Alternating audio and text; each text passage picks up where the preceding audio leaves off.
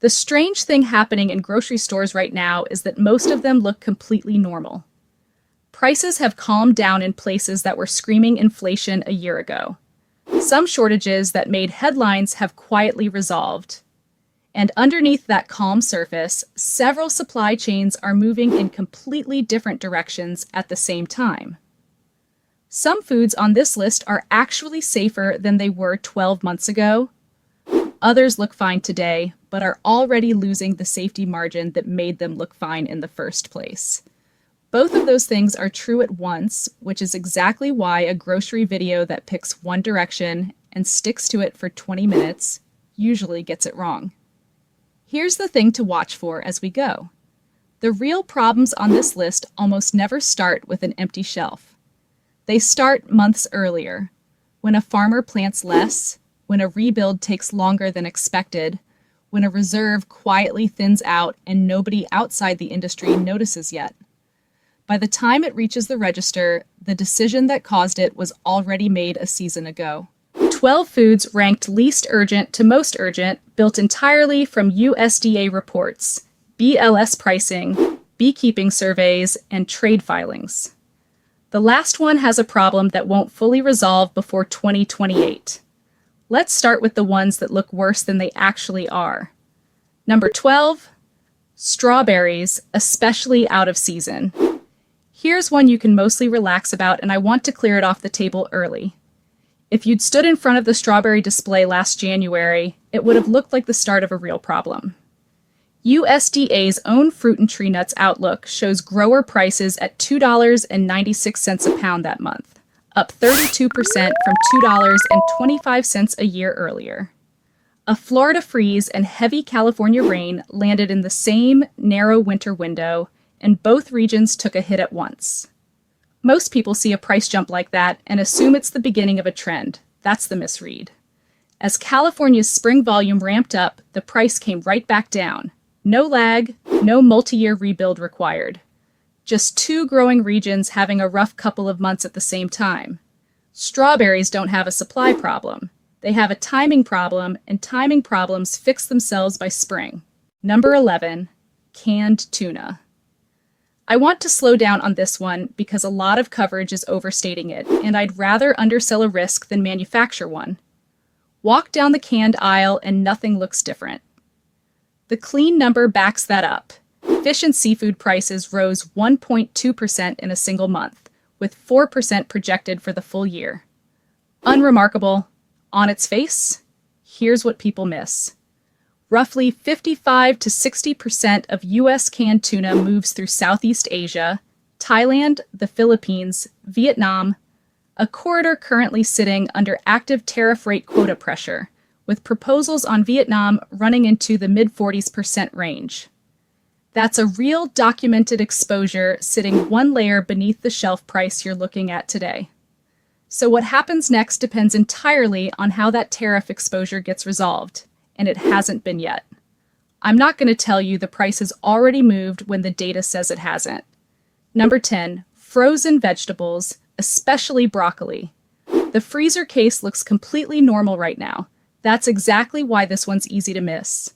Here's what a shopper sees. The same bag, the same price, week after week. Here's what's actually happening underneath.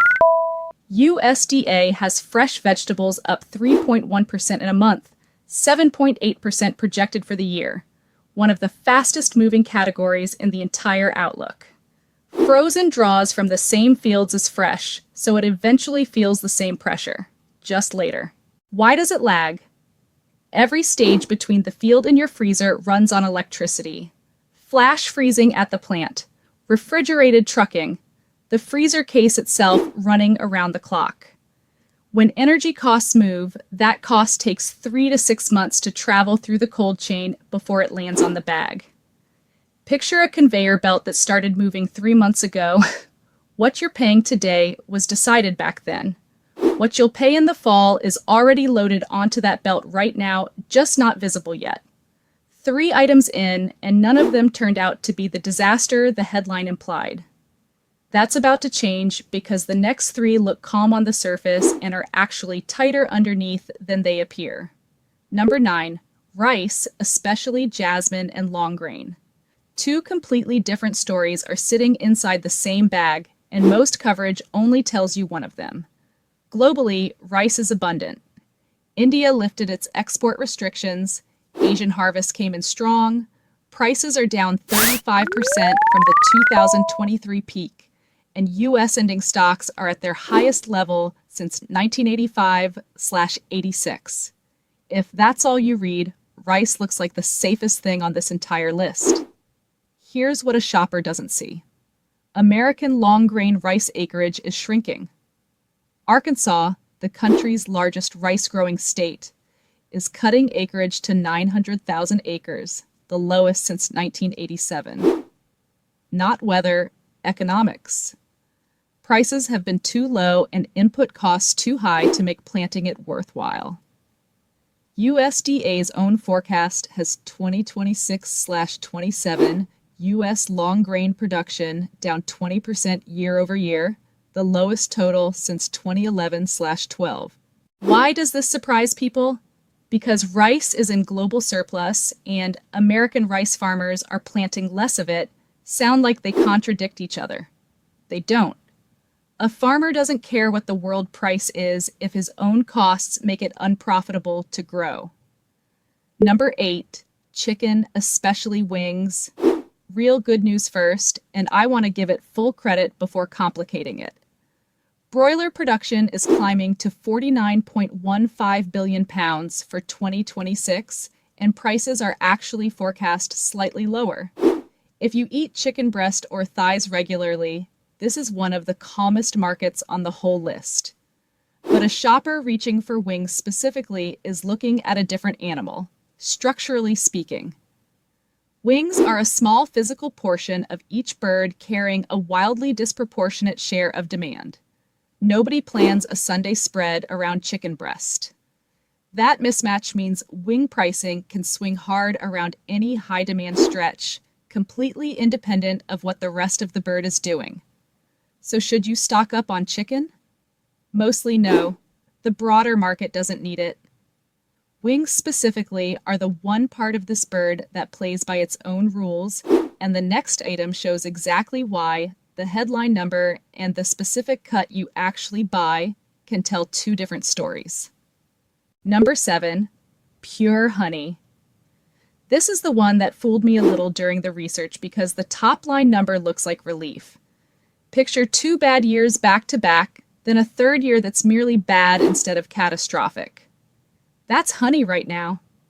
U.S. beekeepers lost 55.6% of managed colonies in 2024 to 25, the worst rate since the national survey began in 2010, driven by varroa mites that developed resistance to the primary miticide the industry depends on.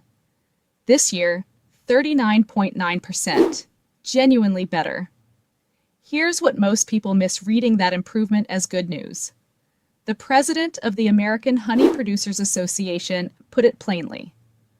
Losing 40% of colonies in a single year isn't a victory.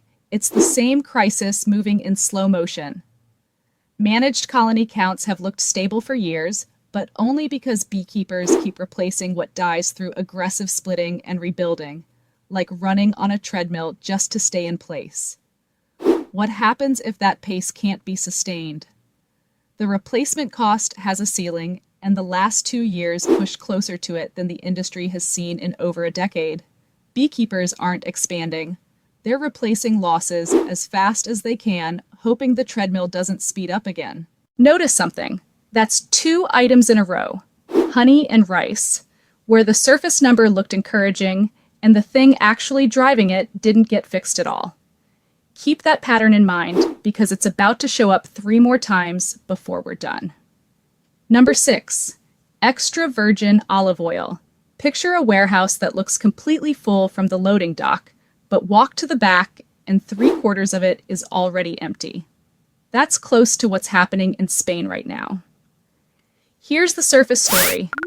Spain produces roughly 40% of the world's olive oil. This season's harvest genuinely recovered after 2 brutal years, and prices dropped from an $11 per kilo peak in 2024 to around $7.66 today. A shopper checking the price tag would reasonably conclude this market has settled down. Here's what that shopper can't see. Spanish industry data from May shows nearly 70% of the season's entire production already sold and shipped, an unusually fast sell-through, leaving thinner reserves than expected right as peak summer demand hits. And early field data for next year's crop is already flagging weaker flowering across key growing regions. Why does this get missed so often? Because people check the price, not the warehouse. The price is the last thing to move, not the first. Number 5, butter. Wait, here's the one that breaks the pattern completely. No hidden catch. No thin reserves sitting under a calm surface, just straightforward oversupply, and I want to give it the credit it deserves before we head into the 3 items with real teeth. Global milk production is up across nearly every major exporter at once. Butter's taken one of the sharpest hits from it, down roughly 8% in recent trade data, with USDA cutting its own 2026 forecast by 30 cents a pound in a single month. That's not a routine adjustment. That's USDA confirming the good news instead of contradicting it. Why is butter different from beef, which closes this list? Because dairy output can scale up in months when conditions are favorable. More cows, better yields, fast. Cattle herds can't do that. They're capped by biology, not by how much a farmer wants to produce.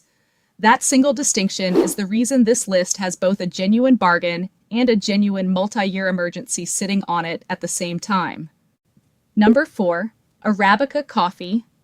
Brazil's 2026/27 crop is projected as high as 75 million bags, the largest global surplus in 6 years, according to several analysts.